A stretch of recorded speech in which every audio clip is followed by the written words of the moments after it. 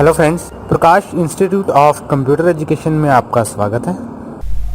Hello friends, adobe Photoshop के software को install करने के बाद अब हम चलते हैं इसके इंटरफेस की तरफ कि हम किस तरह से इसे समझ सकते हैं, इसके इंटरफेस को जान सकते हैं। फोटोशॉप की एप्लीकेशन को ओपन करने के बाद आप यहाँ पर लेफ्ट साइड में एक पैनल को देख सकते हैं। इसमें कई सारे टूल्स विजिबल हैं और इन टूल्स पर जब आप माउस को होवर करते हैं तो आप एक रिच टूल टिप देख सकते हैं।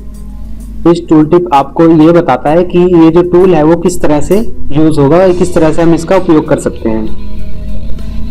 आप किसी भी टूल टिप पर होवर करके उसकी इंफॉर्मेशन को देख सकते हैं कि ये टूल किस तरह से काम कर सकता है। इसी तरह बाकी के टूल्स पर भी इसी तरह काम करता है। आप इनकी डिस्क्रिप्शन को पढ़ के जज कर सकते हैं कि ये टूल किस काम आ सकता है। तो बारी बारी से हम इन टूल्स के बारे में चर्चा करेंगे आगे के कुछ लेसन्स में, आगे के कुछ लेक्चर्स में।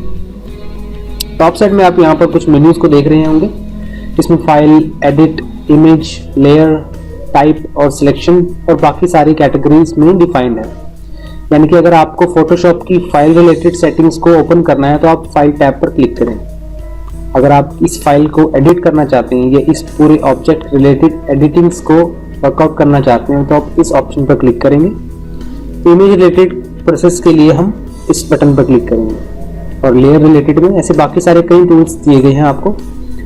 यहाँ पर हम शुरुआत करते हैं सबसे लेफ्ट पैनल से। लेफ्ट पैनल में आप यहाँ देख पा रहे हैं कि यहाँ पर आपको एक टूल टिप दिख रहा है। अगर आप चाहते हैं कि ये टूल टिप किसी भी टूल पर क्लिक करने पर ना आए तो उसके लिए आपको क्या करना होगा, एडिट टैब में जाकर प्रेफरेंसेस में जाना होगा, जो कि यहाँ पर नीचे हमारे पास दिया गया। प्रेफरेंसेस में हमें टूल्स ऑप्शन पर क्लिक करना होगा।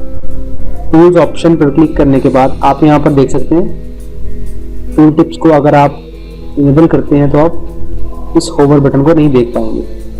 अगर आप किसी अदर टूल टिप्स को भी देखना नहीं चाहते हो तो आप इस ऑप्शन पर क्लिक करके बाकी के टूल टिप्स को भी डिसेबल कर सकते हैं। मैं ओके कर देता हूं। अब यहाँ पर आप देख सकते हैं हमारे पास जो टूल टिप्स हैं वो डिसेबल हो गए हैं। किसी भी ऑप्शन पर अगर मैं क्लिक करूं तो मैं वो टूल टिप नहीं देख पा रहा हूँ। फिर से ऑन करने के लिए आपको एडिट प्रेफरेंसेस में जाकर टूल्स में उस ऑप्शन को ऑन कर देना है। अभी के लिए इसे डिसेबल कर देता हूं। उसके बाद यहाँ पर बॉटम में आप देख पा रहे हैं यहाँ पर डॉक्यूमेंट का साइज दिखाया जा रहा है। अगर आप साइज रिलेटेड सेटिंग्स नहीं चाहते या किसी ऑब्जेक्ट रिलेटेड सेटिंग्स को चेंज करना चाहते हैं, जैसे कि आप यहाँ पर साइज में देखना चाहते हैं, डॉक्यूमेंट की प्रोफाइल देखना चाहते हैं कि किस प्रोफाइल का है, आप उसे यहाँ पर देख पाएंगे। और इसी तरह इसके डायमेंशंस कि इस डॉक्यूमेंट की डायमेंशन क्या है आप उसको भी यहाँ पर देख पाएंगे। और यहाँ पर और इस ऑप्शन पर अगर आप लेफ्ट क्लिक करके रखें, लेफ्ट क्लिक होल्ड करके रखें तो आप उस रिलेटेड सेटिंग्स को और भी डिस्क्रिप्शन में देख पाएंगे। अगर आप ये देखना चाहते हैं कि इस पूरी फाइल में कितनी लेयर्स हैं तो आप लेयर काउंट के ऑप्शन पर क्लिक करके उस लेयर को भी जज कर सकते हैं। मैं अभी के लिए साइजेस पर डिफॉल्ट जो कि हमें दिया गया था मैं उसे ही क्लिक कर देता हूँ।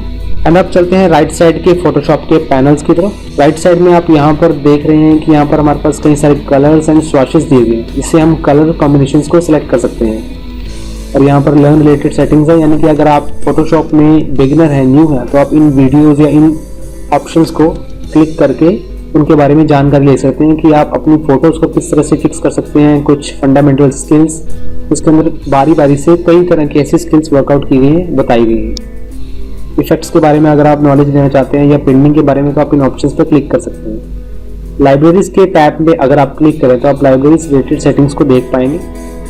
इसके अंदर आप कई सारे फॉन्ट रिलेटेड सेटिंग्स, कई सारी वीडियोस या कई सारे टूल्स को भी देख पाएंगे कि आप उसे किस तरह से यूज कर सकते हैं। इसके बाद एडजस्टमेंट्स में आप किसी भी इमेज के ब्राइटनेस को चेंज कर सकते हैं, उसे मैनेज कर सकते हैं, उसके लेवल्स को, कर्व्स एंड और भी बाकी सारी सेटिंग्स हैं जो कि फोटोज रिलेटेड है। और बाकी के टूल्स की भी जानकारी हम फ्यूचर के लेसन्स में लेंगे। इसके बाद आप यहाँ पर नीचे देख पा रहे हैं कि हमारे पास कुछ और भी ऑप्शन दिए गए हैं। इसमें लेयर, चैनल और पाथ रिलेटेड सेटिंग है। मैं इसे ड्रैग कर लेता हूँ ताकि मैं इसे ओपन कर सकूँ एक नई सेक्शन में।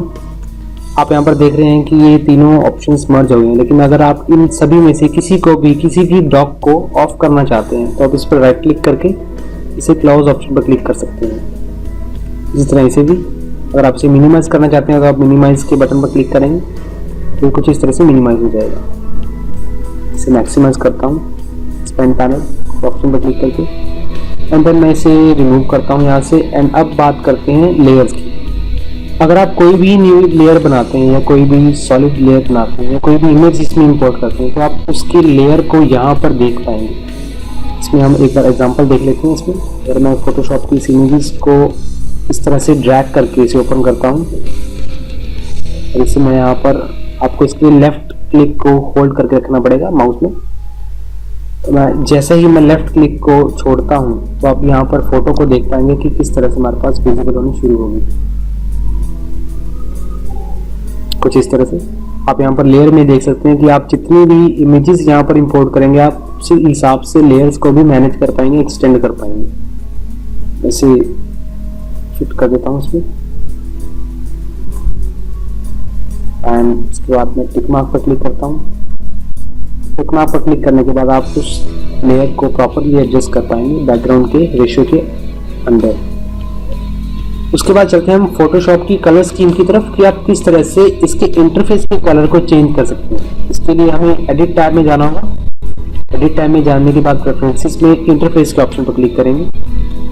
इंटरफेस में आप इंटरफेस रिलेटेड सेटिंग्स को चेंज कर सकते हैं, यानी कि अगर आप चाहते हैं कि इसका कलर कुछ लाइटर हो तो आप इस ऑप्शन पर क्लिक करें। अगर आप और भी ज़्यादा लाइट चाहते हैं तो आप इस ऑप्शन पर क्लिक कर सकते हैं। और डार्कर मोड के लिए आपको डार्कर मोड सेलेक्ट करना पड़ेगा, डार्कर ऑप्शन को। लेकिन मैं यहाँ पर सेकंड नंबर पर हमारे पास डार्क मॉड्यूल सिलेक्टेड है यहाँ पर मेरे पास। इसके बाद हमारे पास highlight colour by default selected है। डिफॉल्ट यानी कि ग्रे कलर सिलेक्टेड है। आप यहाँ पर टूल्स में इसके बैकएंड में एक लाइन देख रहे हैं, ये बैकग्राउंड देख रहे हैं जो कि ग्रे कलर का है, कुछ इस तरह से, जो कि यहाँ पे भी विजिबल है। जो इमेज लेयर है इसमें, मैं इसको एक बार आपको चेंज कर दिखाता हूँ, आप इसे प्रॉपरली देख पाएंगे स्क्रीन पर देखने के बाद। अगर मैं इसे ब्लू सेलेक्ट करता हूँ तो आप यहाँ पर बैकग्राउंड के इस कलर को चेंज होता देख पाएंगे। आप इनमें से बैकग्राउंड हाईलाइट को कुछ इस तरह से सिलेक्ट कर पाएंगे। हाईलाइट कलर को सिलेक्ट करने के बाद मैं इसे ओके करता हूँ। एंड आप इसके बाद अगर आप फोटोशॉप में न्यू बिगिनर हैं, अगर आपको किसी भी टूल के बारे में ज़्यादा नॉलेज नहीं है या कुछ टूल्स के बारे में, लेकिन आपको ये नहीं पता कि वो टूल कहाँ से विजिबल होगा, क्योंकि फोटोशॉप के अंदर कई सारे टूल्स के अंदर भी टूल्स दिए गए हैं जो कि कई बार ढूंढने पर हमें नहीं मिल पाते हैं। इस टास्क को इजी करने के लिए मैं एडिट में यहाँ पर हमारे पास सर्च नाम का ऑप्शन दिया गया है, यानी कि अगर मैं टाइप टूल को सर्च करना चाहता हूँ तो अगर मैं यहाँ पर टाइप करता हूँ, टाइप टूल को सर्च करता हूँ, तो आप यहाँ पर टाइप रिलेटेड सभी टूल्स के बारे में जानकारी ले पाएंगे। टाइप में प्रेफरेंसेस में ये ऑप्शन, ये प्रॉपर्टी है जो कि प्रेफरेंसेस में दी गई है। कैरेक्टर पैनल, नोट टूल और कई सारे ऐसे टूल्स हैं जिसमें टाइप वर्ड मेंशन है, और ये फोटोशॉप आपको उस रिजल्ट को इजी करने में सहायता करता है, मदद करता है, हेल्प करता है। इसके बाद चलते हैं बाकी के लेयर्स को एडजस्ट करने की तरफ। मैं इसे क्रॉस कर देता हूँ। एस्केप बटन पर क्लिक करूंगा तो आप इसे डिसेबल कर पाएंगे। कीबोर्ड में एस्केप बटन पर क्लिक करने के बाद आप उसे डिसेबल कर पाएंगे।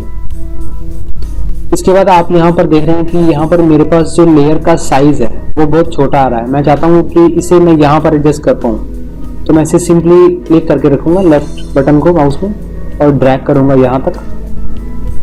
अगर आप इसे यहाँ ड्रैग करते हैं तो आप इन टूल्स के नीचे लाइन बाय लाइन लगा पाएंगे।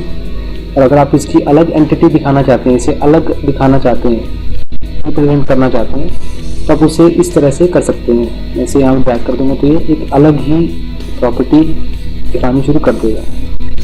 यहाँ पर हिस्ट्री के टूल में आप अपनी एक्टिविटीज़ को देख पाएंगे कि आपने फोटोशॉप की फाइल में किस तरह से चेंजेस किए हैं, और उसे चेंजेस को डिफाइन करने के लिए, उसे अंडू करने के लिए आप इनमें से किसी पर भी क्लिक करें जो कि इसके अबव हो।